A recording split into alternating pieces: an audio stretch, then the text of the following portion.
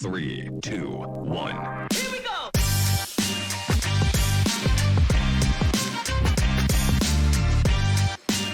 Welcome to the No Normal Show, brought to you by BPD, a healthcare marketing firm focused on the future of healthcare. This is where we leave all things traditional, old school, status quo, and boring in the dust. And instead, we focus on the future, the innovative, the bold, the novel, all related to healthcare marketing and communications. I am live here at Health Las Vegas 2025, and I am so excited to be talking with a very special guest, Dr. Harpreet Tsui, who is both CEO and physician at Coronado Health. Hi, and welcome to Health and the No Normal Show. Thank you so much for having me, Stephanie. This is amazing. I'm so excited. I cannot wait to hear all of your insights. We connected yesterday, and you were just a wealth of knowledge around everything from the future of healthcare, the industry, what's changing, the macro trends, and also physician and clinician voices. And you also have a really incredible presence on social media. So I just can't wait to dig into all of it. Let's talk. All right. So let's start maybe with health. What are you seeing here? What's kind of hitting you now that you're 24, 36 hours into the conference? It's so overwhelming, but I've met so many incredible people, from content creators to marketing to so many people trying to make healthcare better, healthcare easier for not just us as the clinicians, but for the patients. And that, to me, is the most exciting part. That's incredible. And I think it's really cool. Seeing you, I've seen you being such a connector. I've seen you just like everywhere, talking to so many people and sharing so many insights. So that's really cool.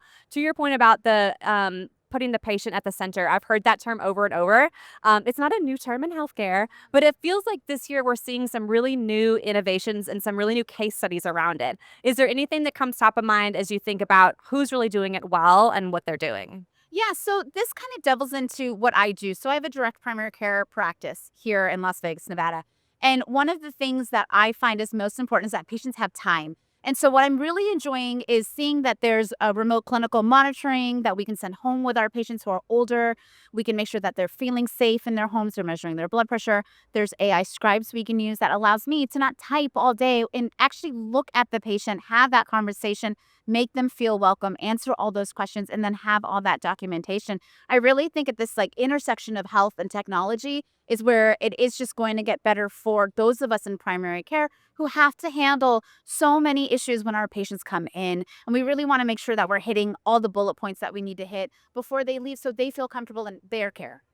So from your vantage point as a clinician and having your own practice here in Las Vegas, you mentioned so many great examples just now: remote monitoring, AI scribe technology.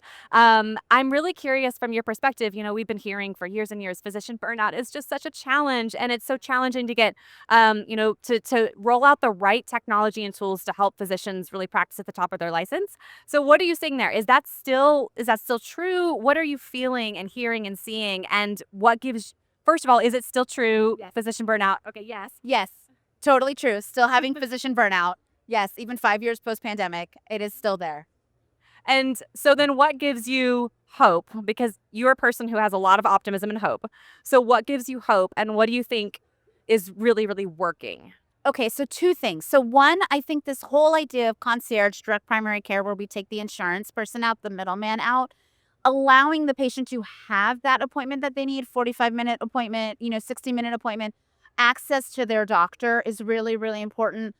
That is what's going to keep us going as doctors, because it allows us to build that patient-doctor relationship. I mean, every person who's a doctor went into healthcare to help people. And when we feel like we're fighting systems that don't allow us to help those patients, that becomes really frustrating. And then some of the tech that we're seeing here, a lot of these companies have realized that physician burnout is playing a big role. And what they really want to do is help offload a lot of the mundane little things that we do. Because at the end of the day, as a primary care doctor, your dream is I got my little tote bag and I'm going to go see my patient. And then, we're going to have lunch at their house. All of those things that is important to me. And so even while I'm here at Health, I'm able to field the phone calls for my own patients from my own practice using technology. And so that's where I see that that's where it is going, right? These companies are now coming in and saying, hey, this is physician burnout. Here are ways that we can make it so that you're not burning out, but you are getting that love and the joy of medicine that you used to have. It's back now. It's back now. Back. Oh my goodness. Okay, so it's back now. The love and the joy for medicine is back. I'm so happy to hear that. I can't even tell you. And it sounds like what you're talking about is technology is allowing physicians to focus on what they love to do and to scale themselves no matter where they are. Yes. It's so important to scale yourself because at the end of the day, I'm just one doctor and I can't be everywhere all at once. But the technology is allowing me to look at my app and see who's called, task things out to people at work while also being here. And so it gives that almost reassurance to the patient that a lot of patients need. A lot of my patients are older, so they do need a little bit of that reassurance. But it allows me to also be at work, but not at work and experience technology, which is great. Yeah, that's what we all want, right? Is to be at work but not at work. So I'm really curious. I know that one thing that we chatted about yesterday was your incredible online presence and all that you're doing to build your online voice and presence. And so first, just tell us about that. Tell us how you couple, serving patients with being a CEO, with having an online presence. That's a lot to juggle. It's a lot to juggle. I'm also a mom of two, so it's a lot to juggle. But the big thing that when I started my practice, I started my social media because I had patients saying, "Hey, Dr. Tsui, you explain things so easily in a way that makes a lot of sense.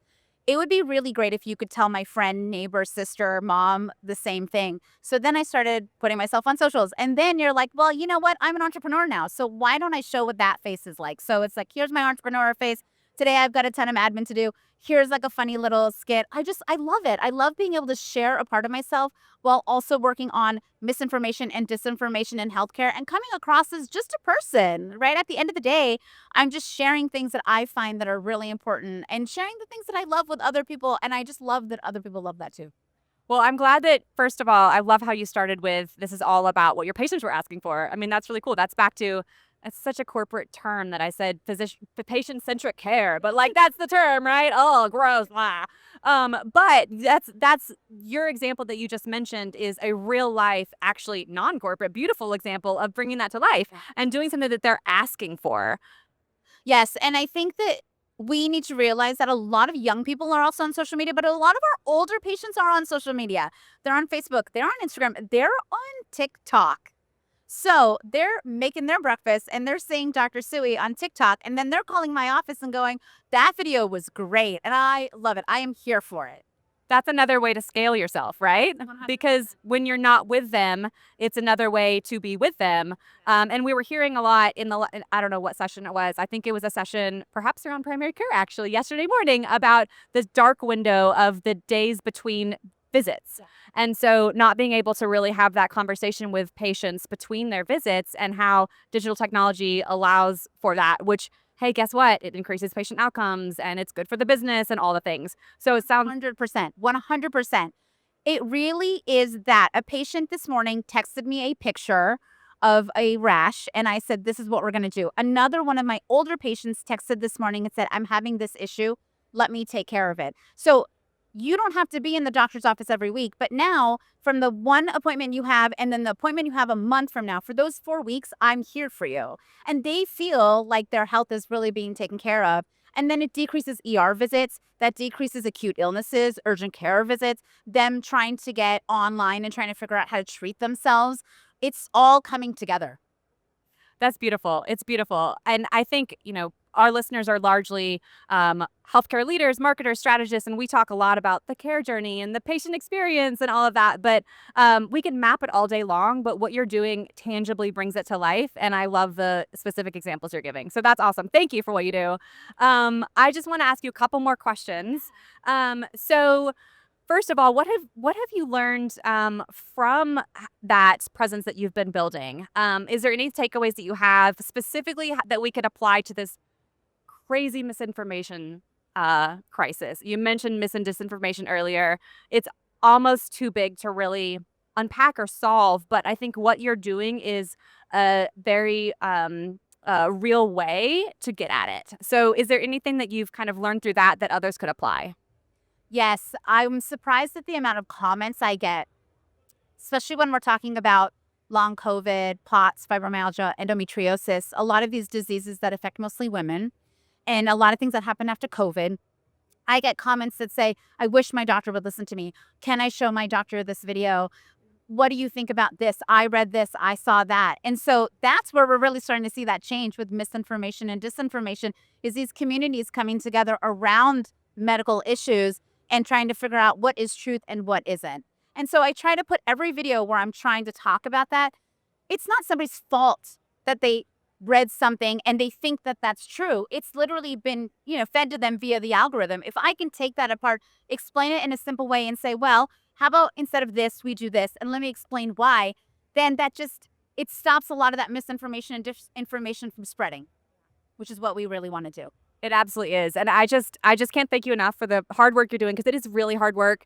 And, when we work with physicians and we work with marketing leaders and healthcare leaders, and it's scary work. I just want to say that it's scary work, but it's really important work, because whether it is you seeing a patient in real life, or whether it is you texting with them, or whether it is you sharing a TikTok, those are all going towards saving lives. So this is hard work, and I just want to say thank you. So one last question, since we're at Health and we're only on is it day 2? Oh my gosh, what day is it? I don't know. even know anymore. What would you say to those who are not here? Anything that you would want to share with them around either what you've experienced thus far or what you're excited about? Any immediate ahas that you'd share with those who are listening in from everywhere else? You need to come to Health. That's really what it is. Health 2026, you got to come here. It's amazing. The connections that I've made, the people that I have met, the fact that everybody, all 12,000 people that are here, everybody's trying to just make healthcare better and utilize technology. It's been incredible. I haven't had such a great feeling like this in a long time. This is incredible. I could stay here all day. Me too. I kind of want to stay here all week and all month, but I guess there's other things to do. So, well, thank you for joining us. I really appreciated it. Thank you so much for having me. Awesome. Well, for everybody watching and listening, thank you for joining. Thank you for listening. As always, we love to say follow us, subscribe, follow Dr. Harpreet Tsui. Give them your social channels. LinkedIn is Dr. Harpreet Tsui, and TikTok and Instagram is at drharpreet.tsui. Awesome. And we love to say, as always, push the no normal. Don't settle for the normal. Don't settle for the standard. Push that into the future of healthcare. And with that, we'll talk to you soon. 2, 1.